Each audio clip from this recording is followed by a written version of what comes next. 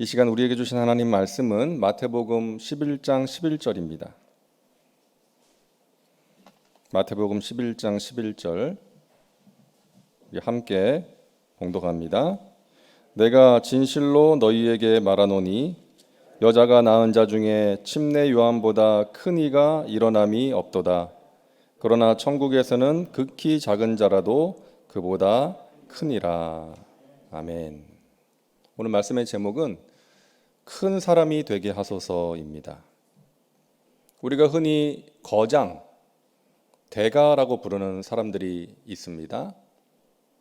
미술계, 음악계의 거장, 문학의 거장, 요리의 대가, 어떤 분야에서 탁월한 업적을 이룬 사람, 그러함으로 사람들에게 긍정적인 영향을 끼쳤거나 지금도 끼치고 있는 사람을 우리가 거장, 대가라고 이야기하지 않습니까?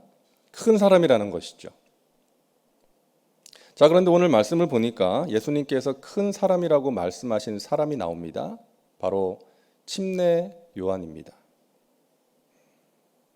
내가 진실로 너희에게 말하노니 여자가 낳은 자 중에 침례 요한보다 큰 이가 일어남이 없도다. 근데 여러분, 침례 요한은 큰 일을 한 사람이 아니에요.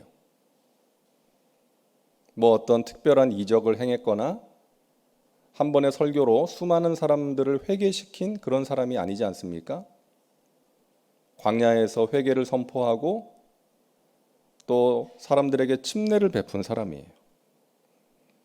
나중에 헤롯 왕의 잘못을 지적하다가 옥에 갇혔고 또 헤롯의 아내인 헤로디아의 음모로 인해서 목이 잘려 죽은 사람입니다. 비극적으로 생을 마감한 그런 사람이에요. 세상의 관점으로 보면 실패한 인생 같고 불행한 삶을 살았던 사람 같은데 우리 예수님께서는 그 침례 요한을 큰 사람이라고 말씀하신 것입니다. 자, 왜 예수님께서 침례 요한을 큰 사람이라고 하셨을까? 예수님께서 인정하시는 큰 사람은 어떤 사람일까? 저와 여러분이 또 우리 사랑하는 자녀들, 손주들이 큰 사람 되기를 바라는 마음으로 함께 생각해 보고자 합니다. 첫째로, 큰 사람은 마음을 다스릴 줄 아는 사람입니다. 침례 요한은 예수님께서 등장하시기 전까지 사람들의 관심을 받았어요. 많은 사람들이 그에게 와서 그가 전하는 메시지를 들었고 회개했고 침례를 받았습니다. 근데 어느 날 예수님께서 등장하시니까 사람들의 관심이 예수님께 집중되는 거예요. 침례 요한을 찾던 사람들이 예수님께 가는 거예요. 심지어는 요한의 제자들이었던 안드레와 요한 같은 그 제자들도 예수님께 가서 예수님의 제자가 된 것이죠. 자, 보통 그런 상황이 되면 어떤 마음이 들겠어요? 화가 나거나 좀 섭섭하거나 질투심이 생기거나 무대 뒤로 사라지는 허전함과 우울함이 생길 수도 있는 거 아닙니까? 하지만 침례 요한은 그러지 않았다는 거예요. 나는 그분이 오실 길을 예비하는 사람이다. 그는 흥하여야 하겠고 나는 쇠하여야 하리라. 그 당시에 침례 요한을 메시아라고 생각하는 사람들이 있었어요. 실제로 요한에게 그렇게 물어오는 사람도 있었고 당신이 메시아가 아니냐고 그렇게 믿었던 사람들이 있었습니다. 하지만 요한은 그때마다 분명하게 대답해요. 나는 메시아가 아니다. 나는 주의 길을 곧게 하라고 광야에서 외치는 소리다. 나는 그분의 신발끈을 푸는 것을 감당할 수도 없는 그런 사람이다. 겸손하게 자기를 낮추고 예수님을 높입니다. 여러분, 침례 요한은 마음을 지킬 줄 아는 사람이었어요. 자신이 높아지고자 하는 교만으로부터 사람들의 인정과 칭찬으로부터 질투심과 실망감과 무대 뒤로 사라지는 그 허전한 마음, 허탈한 마음으로부터 자신의 마음을 지켰기 때문에 그를 큰 자라고 말씀하신 것입니다. 잠언 4장 23절 우리가 너무나 잘 아는 말씀이잖아요. 무릇 지킬 만한 것 중에 더욱 내 마음을 지키라. 마음을 지키라. 생명의 근원이 이에서 남이니라. 우리가 살아가면서 중요한 거죠. 너무나 중요한 것입니다. 마음을 지키는 거예요. 어떤 어려움이 있어도 마음을 지킬 수만 있으면 이겨낼 수 있는 것이죠. 하지만 마음이 무너지면 다 무너지는 것입니다. 오래전 중국의 철학자 중에 왕양명이라는 사람이 있었는데요. 그 당시에 도둑이 많이 들끓었고 전쟁이 자주 일어났어요. 그러니까 하루는 그의 제자가 찾아와서 스승에게 질문합니다. 스승님, 이 들끓는 도둑들을 해결할 수 있는 좋은 방법이 없겠습니까? 어떻게 해야 될까요? 그러자 이 스승이 대답합니다. 내게는 더 큰 문제가 있느니라. 아니 그게 무슨 문제인가요?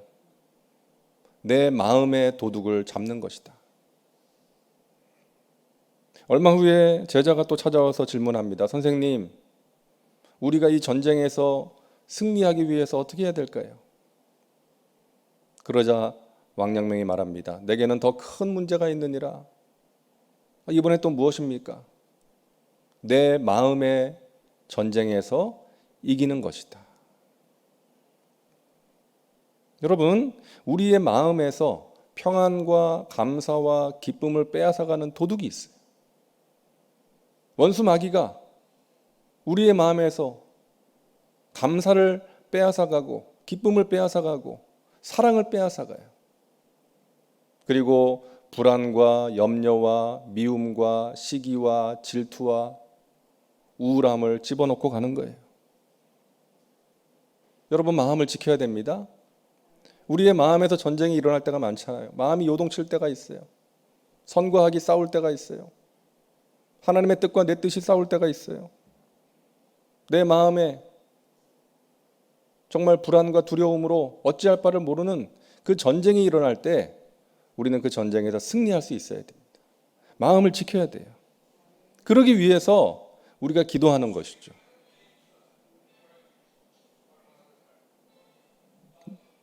마귀가 우리의 마음에서 소중한 것을 빼앗아가려고 할 때, 우리의 마음에 전쟁이 일어날 때 승리하기 위해서 우리는 기도해야 되는 것입니다. 기도밖에 없습니다. 여러분, 마귀가 여러분의 마음에 악한 것을 심어 넣을 때, 또 마음이 요동칠 때 여러분 절대로 방치하지 마시고 곧바로 하나님 바라보고 기도하셔서 하나님이 주시는 평강으로 마음과 생각을 잘 지키며 승리하시기를 바랍니다. 우리가 기도하면 하나님께서 우리의 마음을 만져주세요. 위로해 주시고 용기를 주시고 믿음과 소망과 사랑으로 승리할 수 있도록 도와주시는 것입니다. 마음을 잘 지키는 큰 사람들 되시기를 바랍니다. 두 번째 큰 사람은 예수님을 기뻐하는 사람입니다. 침례 요한이 말합니다. 요한복음 3장 29절 신부를 취하는 자는 신랑이나 서서 신랑의 음성을 듣는 친구가 크게 기뻐하나니 나는 이러한 기쁨으로 충만하였노라. 여러분, 요한은 예수님을 보고 시기하고 질투하지 않은 정도가 아니라 기뻐했어요. 예수님 때문에 기쁨이 충만했습니다. 그리고 그 기쁨을 그 잔칫날, 그 결혼식 날 신랑의 친구에 비유하고 있습니다. 당시 이스라엘의 결혼 풍습은 이제 결혼식을 밤에 했어요. 근데 낮부터 이제 하객들이 찾아오는데 그 하객들은 신랑 친구가 맞이하고 대접을 했습니다. 이제 그러다가 밤에 시간이 되면 신랑이 오는데 그 신랑이 온다는 소식을 듣고 가장 먼저 달려가서 신랑을 맞이하는 사람이 신랑 친구예요. 그리고 신랑 친구의 역할은 거기까지입니다. 신랑이 오면 더 이상 사람들은 신랑 친구를 주목하지 않죠. 그럼에도 불구하고 신랑 친구는 그 신랑으로 인해서 기뻐하는 거예요. 침례 요한은 자기가 이런 기쁨을 가지고 있다는 거예요. 신랑 친구의 기쁨이 있다는 것입니다. 예수님 때문에 기뻐한다는 거예요. 사랑하는 여러분, 성경을 보면 항상 기뻐하라고, 그것이 우리를 향하신 하나님의 뜻이라고 말씀하시지 않습니까? 이 참 순종하기 힘든 말씀 같죠. 우리는 그러잖아요. 기뻐할 만한 일이 있어야 기뻐하죠. 지금 이런 상황에서 어떻게 기뻐할 수 있습니까? 그런데 성경이 말하는 기쁨은요, 기뻐할 만한 일이 생겨서 기뻐하는 것이 아니라 항상 기뻐하는 것인데, 항상 기뻐하기 위해서는 예수님 때문에 기뻐할 수 있어야 합니다. 그럴 때 항상 기뻐할 수가 있어요. 예수님 때문에 기뻐하는 거예요. 사람들은 보통 예수님 때문에 기뻐하는 것이 아니라 예수님이 주시는 것으로 기뻐해요. 예수님이 돈을 주시면 그것으로 기뻐하고, 건강을 주시고, 사업 잘 되게 해주시고, 자녀 잘 되게 해주시면 그것으로 기뻐하는 거예요. 그렇지 않으면, 그런 상황이 되지 않거나 기뻐할 만한 일이 생기지 않으면 기뻐하지 못하는 거예요. 그래서 항상 기뻐하라는 말씀에 순종하지 못하는 거예요. 그래서 여러분, 우리는 예수님이 주시는 것으로 기뻐하는 것이 아니라 예수님으로 인해 기뻐할 수 있어야 합니다. 예수님 때문에 기뻐할 수 있어야 돼요. 나를 사랑하시는 예수님, 내게 은혜 베푸시는 예수님, 지금도 나와 함께 하시고 나의 마음을 만지시고 나의 간절한 기도에 응답하시는 예수님으로 인해서 우리는 기뻐할 수 있어야 됩니다. 소유가 주는 기쁨이 있다 그랬죠? 성취가 주는 기쁨이 있습니다. 누군가가, 어떤 사람이 주는 기쁨이 있어요. 근데 이런 것들은 가변적이고 상대적이라는 것입니다. 행복은 가변적이고 상대적인 것에서 오지 않아요. 영원토록 변함없으신 하나님과의 관계에서 오는 것입니다. 항상 기뻐하라. 그 다음에 나오는 말씀이 뭐예요? 쉬지 말고 기도하라.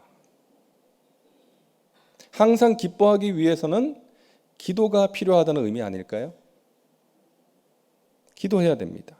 교회에서 변함없이 줄기차게 태초부터 영원까지 강조하는 게 뭐예요? 말씀과 기도예요. 조금만 신앙생활을 하면 말씀과 기도의 중요성 모르는 사람이 없습니다. 하지만 아는 것만으로는 안 돼요. 실천해야 되는 것입니다. 말씀과 기도의 삶을 살아야 돼요. 그래야 믿는 자답게 살 수가 있고, 그래야 우리 마음을 지킬 수가 있고, 그래야 항상 기뻐하라는 말씀에 순종할 수가 있는 것입니다. 여러분, 전쟁에서 중요한 것이 보급로예요. 보급로를 확보하는 게 중요해요. 그래서 그 보급로를 통해서 각종 무기와 물자들이 계속해서 보급이 되어야 돼요. 그렇지 않으면 아무리 강한 군대라 할지라도 전쟁에서 이길 수가 없는 것입니다. 영적인 세계도 마찬가지입니다. 보급로를 확보해야 돼요. 하나님이 주시는 은혜와 평강과 신령한 복을 받을 수 있는 그 보급로를 우리가 확보할 때에 영적인 전쟁에서 승리할 수가 있는 것입니다. 우리의 마음에 불안과 두려움과 염려와 낙심이 찾아옵니다. 여러분, 그러한 것들이 여러분의 마음의 둥지를 틀지 못하도록 하시기를 바랍니다. 어떤 상황에서도 마음에 우리 예수님으로 인한 기쁨과 평안을 유지할 수 있는 큰 사람 되시기를 주님의 이름으로 축복합니다. 그러기 위해서 우리가 기도하는 것입니다. 셋째로, 큰 사람은 낮아지고 희생하는 사람이에요. 요한이 말합니다. 요한복음 3장 30절, 그는 흥하여야 하겠고 나는 쇠하여야 하리라. 이 침례 요한이 그냥 마음에도 없는 말 하는 게 아닙니다. 단호한 의지로 하는 말이에요. 반드시 그렇게 되어야 한다. 그렇게 될 것이다. 자신의 진실한 소망이 담겨 있는 그런 말입니다. 여러분, 신앙생활 하는 사람들 가만히 보면 두 부류인 것 같아요. 어떻게 보면 좀 심한 말일 수도 있는데, 예수님을 이용하는 사람이 있고요, 예수님을 사랑하는 사람이 있어요. 예수님을 이용하는 사람은 내가 흥하여야 하겠고, 예수님을 통해서 나의 소원을 성취하려고 하고 편하게 살고 세상에서 잘 나가고 싶어 하는 그런 마음으로 예수님을 믿는 거예요. 근데 예수님을 사랑하는 사람이 있어요. 예수님이 흥하셔야 되겠고, 예수님을 위해서 겸손하게 낮아져서 희생하고 섬기는 사람입니다. 여러분, 자녀들을 위해서 얼마나 희생하세요? 그 희생의 원동력이 무엇입니까? 사랑 아니에요? 사랑. 자녀를 사랑하니까 희생하는 것이죠. 예수님을 사랑하는 사람은 예수님을 위해서 희생하는 사람이에요. 낮아지고 받으려고만 하는 것이 아니라 드리려고 하는 사람입니다. 그런 사람이 큰 사람이라는 거예요. 하나님께 무언가를 드릴 때도요, 나를 위해서 드릴 수가 있어요. 나 자신을 위해서. 내가 이렇게 하면, 헌금하고 봉사하면 하나님이 나에게 복을 주실 거야. 내가 원하는 것 이루어 주시겠지. 이런 마음으로 드리는 거예요. 근데 여러분, 하나님 입장에서 한번 생각해 보세요. 기쁘실까요? 누군가가 저에게 선물을 주는데 자신이 원하는 바를 이루기 위해서 어떤 목적을 가지고 선물을 줄 때가 있어요. 그것은 선물이라기보다는 뇌물에 가깝지 않겠어요? 근데 그런 걸 받으면 마음에 기쁘지가 않아요. 부담이 되고 별로 받고 싶지가 않은 것이죠.